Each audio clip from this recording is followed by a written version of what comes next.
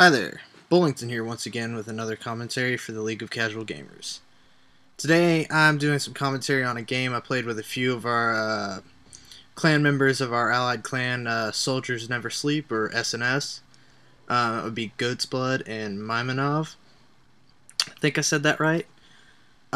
This game right here is a perfect game, 18-0, mostly tank gameplay, and being that it's a perfect game, I wanted to put the entire clip unedited in there so that you can enjoy it for yourself. Because of that, it's pretty long, so not as quite as long as actually I think it's a little bit longer than the last one, the helicopter commentary. But I figured I needed to have a tank commentary anyways. So here we go. Let's get started. Alright, and we've got Goatsblood as my gunner here, and he's gonna stay as my gunner for quite a while. So I'm just gonna kind of rush out here over this hill. And I will, a couple of things to note about in the context of the gameplay is early in the day I had several games that I played that I had some really spectacular surface-to-air kills with tanks on helicopters, both attack and scout. With one particular game on Operation Firestorm where I killed two attack helicopters within less than a minute of each other. So I'm going to be taking quite a few pot shots at helicopters. With well, we'll see how successful I was. So here we are. I'm capping B right now, which is a good tactic that I like to do on this map. Is I used to just rush into A as fast as I can, but 9 times out of 10 that's where most of the other enemy team is going. So I always like to go over to B and take it from there, and then just keep it on rolling right over to D. And I know that seems like an easy shot right there, but the way that the turret was bouncing, I didn't even want to mess with it. I just kind of let it roll. But he's still over there. He's still alive. So notice that I have not hit him yet.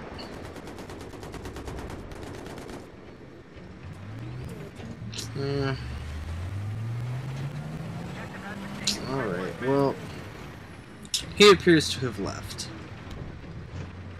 So I'm going to make myself a little doorway. Oh! Who's that? Oh! It looks like I got him. Oh well. Shouldn't have gone up against me. Anyways, now I'm capping D. And here's one of my favorite moves in a tank, is the stationary 360.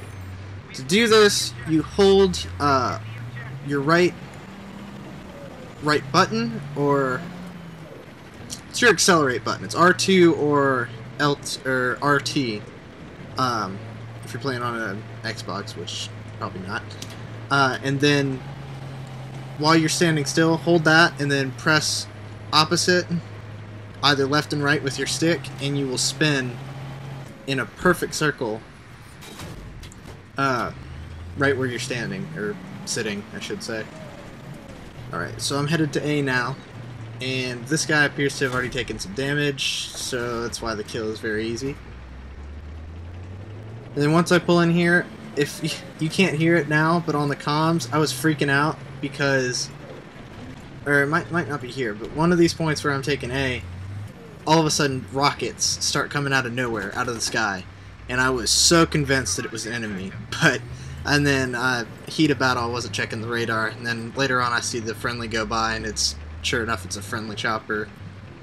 Yeah, I guess it's not right here. That'll be a little bit later on.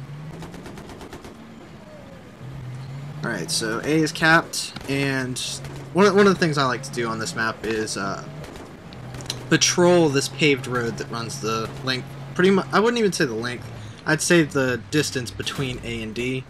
Because if you control that well, you've got access to A, C, and D directly, And so that's a really easy way to get support to those 3 objectives. However, being that it's a large, major thoroughfare, it's heavily mined. Heavily mined. And here I'm going off-road on the path least traveled, which is something that I, as a tank driver, like to do quite often. For 2 reasons mainly. Main reason is to flank people. They're not really going to expect you coming from that direction, and B, there's areas are much less likely to be mined. Alright, so I'm here, I'm capping D now. It appears that we've got some help over here. Oh! And I try futilely to get this guy with my tank, but Goat managed to grab him with his sidearm. That's awesome. Anyways, oof, rocket.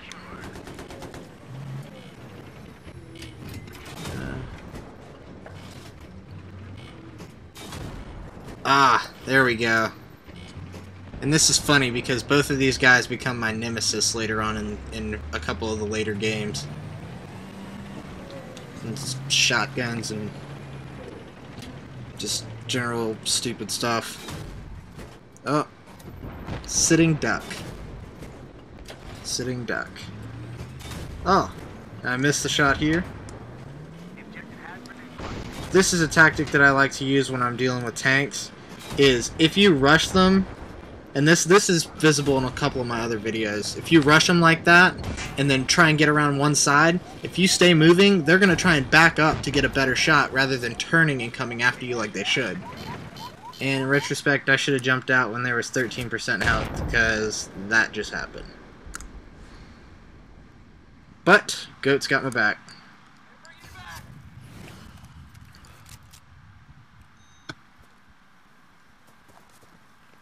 Alright, and this next little bit is a little bit boring. I'm at 7-0 right now. So I'm on the in-game comms. We're sitting there going, oh, let's go take C. Yeah, why the hell not? Let's do it.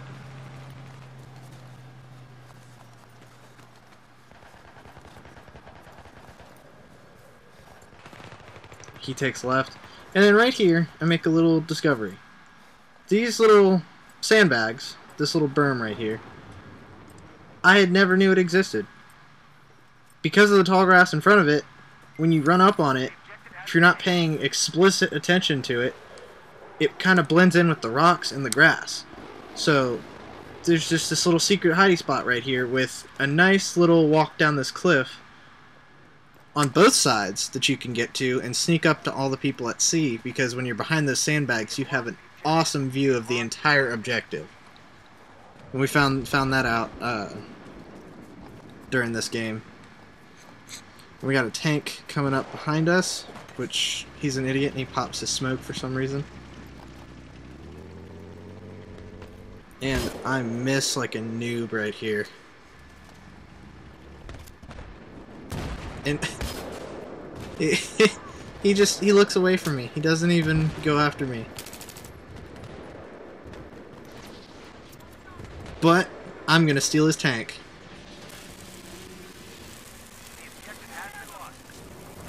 And this was another funny moment in game when we were talking over the comms. I was like, dude, should we steal his tank? Oh, I think I can steal his tank. Hold on, I'm gonna fix it. Run over there. Go. Get in. Alright, let's do this. It was kind of one of those things. Alright, so we're back in the tank, and I don't remember where I go here. I think I go to... yeah, I'm going to go cap A real quick. Or try to. I think this is where I was freaking out about the rockets coming down.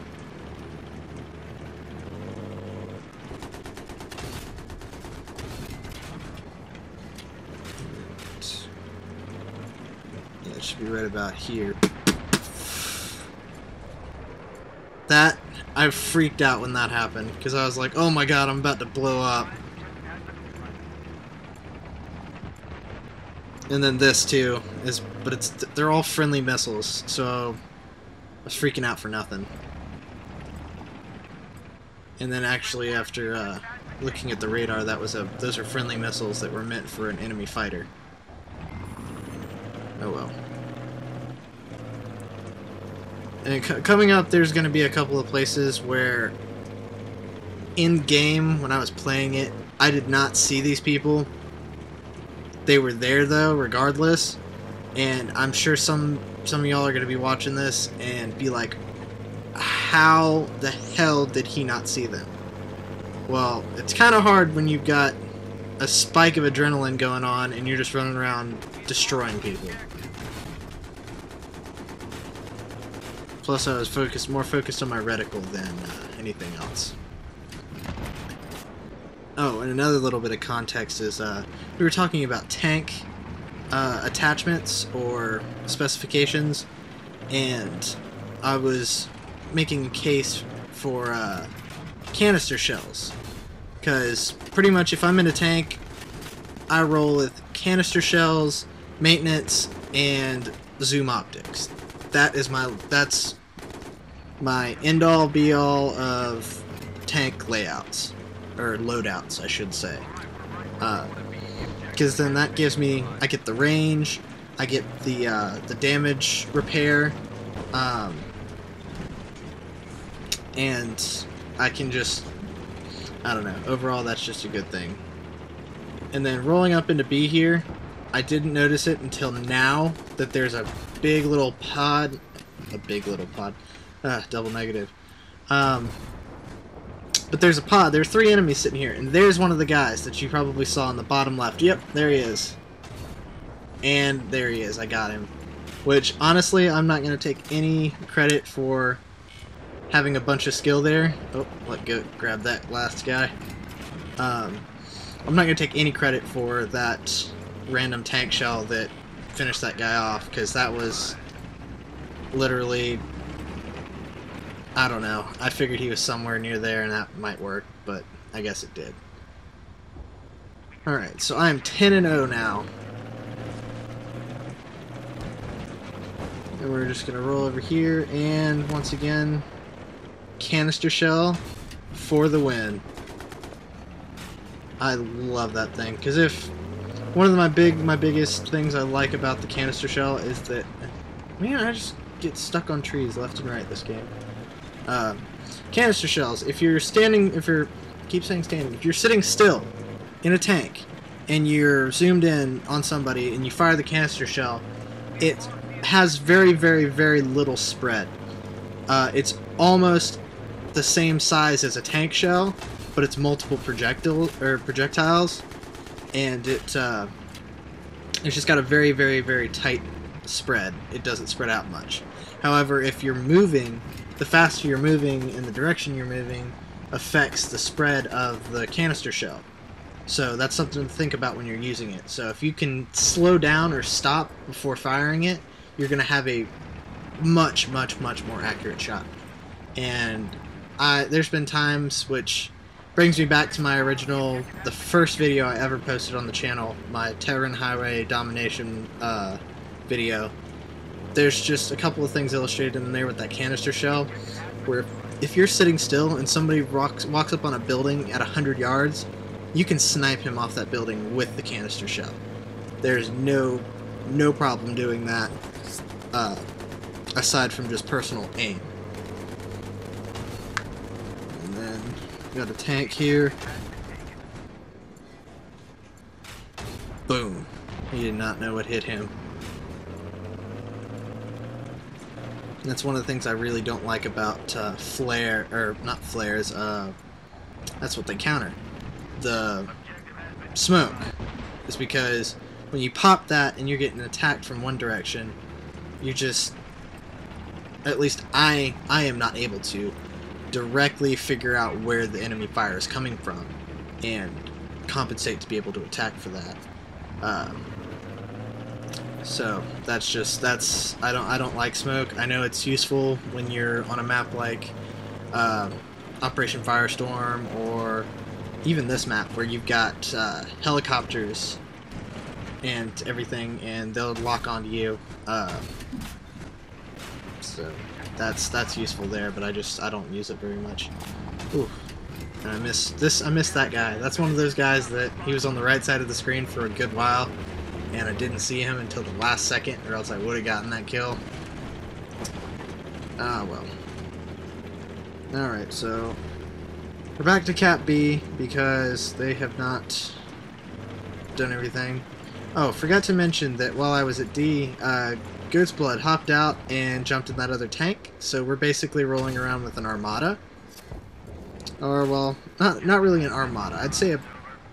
not even sure the correct phrase. I'd just say convoy. Convoy. Armored convoy. That works. So I think an armada is a fleet of armed naval vessels, I believe is what an armada is. Oh well. So I missed a couple of people there, which for some reason I forgot that I had zoom optics, even though that sounds kind of hypocritical because I was just talking up the zoom optics and the loadout and everything like that. But it's so useful for that kind of stuff. Didn't even use it. What a shame. And I'm back to Cap D. There's a lot of enemy resistance here. I missed, so I got these guys and I miss, and then I finally get one. But on this left-hand side, there's a lot of resistance that I did not see initially. So what do? I'm gonna go off-road. Take note of where I'm going, minus hitting all the rocks. So if you practice this, it's useful. This little way right here is pretty easy to navigate once you know how to drive a tank proficiently. And you can just basically flank around the left. Well, you go around the left side, you come out on the right side, and then you can do that kind of stuff. And so I'm just kind of engaging these guys in the building there that were shooting at me. And I believe that I'm... Oh, we got a runner. And boom, canister shot for the win. And it's the same guy that I killed not 30 seconds ago. I love it when people do that because I just know they're raging on the other end. For some reason there's a lot of people here that I don't know where they are. Oh, except for that guy, I know where he is now. Except Goatsblood rolls up like a boss and takes him out.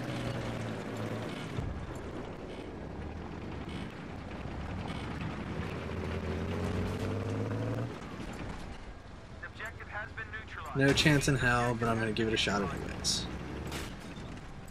To clarify, if you couldn't see that, I was stupidly taking a pot shot at a parachuting soldier, probably 500 meters in the distance.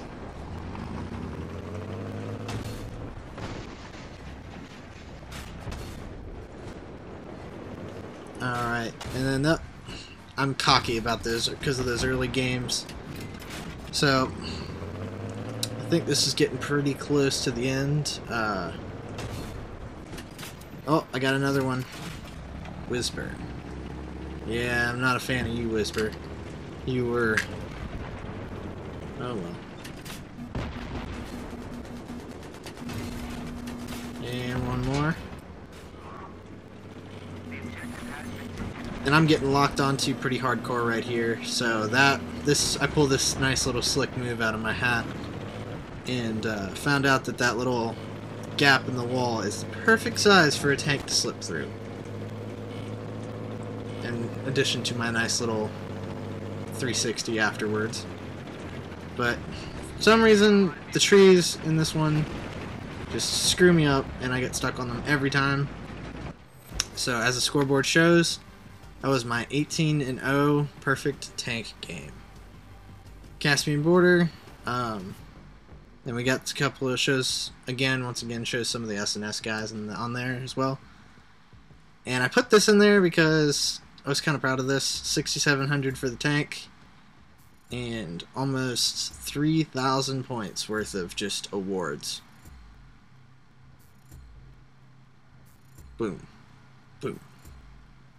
Combat efficiency, flag attacker, Armored Warfare, and a squad. Alright. So let's go to our stats page for one more confirmation. Alright, that looked pretty good. Alright guys, I hope you've enjoyed. This has been Bowlington with the League of Casual Gamers. With once again another commentary. Thanks for watching, guys. If you want to join TLCG, the link's on our profile. Thanks.